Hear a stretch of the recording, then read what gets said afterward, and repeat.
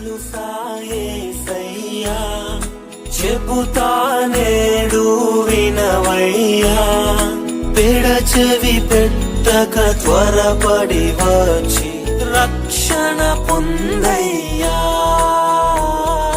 రక్షణ పొందయ్యా. ప్రభువైన యేసుక్రీస్తు వారి సర్వోన్నతమైనటువంటి నామములో పాఠకులందరికీ మా హృదయపూర్వక వందనాలు తెలియజేస్తూ ఉన్నాను. యోహాను సువార్త 10వ అధ్యాయము 28వ వచనంలో ఇలాగ రాయబడి ఉంది, నేను వాటికి నిత్యజీవం ఇచ్చుచున్నాను గనక అవి ఎన్నటికీ నశింపవు, ఎవడనూ వాటిని నా చేతిలో నుండి అపహరింపడు.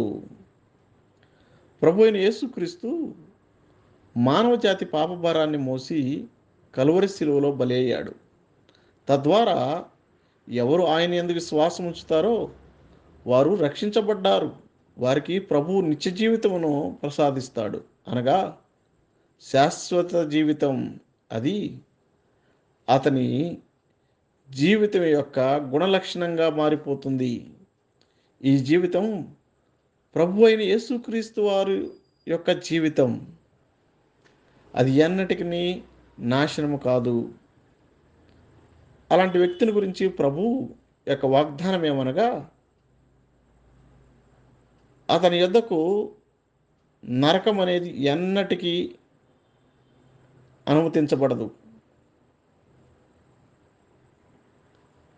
ఏ ప్రభు అయితే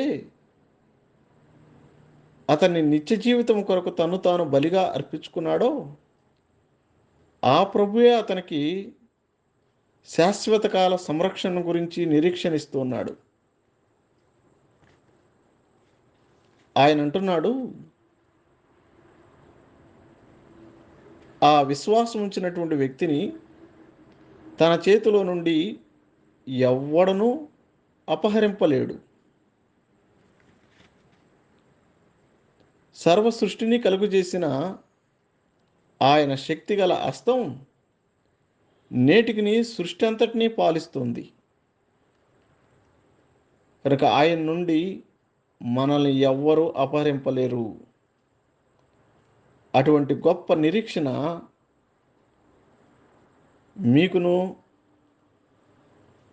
దొరుకునుగాక. ప్రభు మీకు సహాయం చేయనుగాక. ఆమెన్.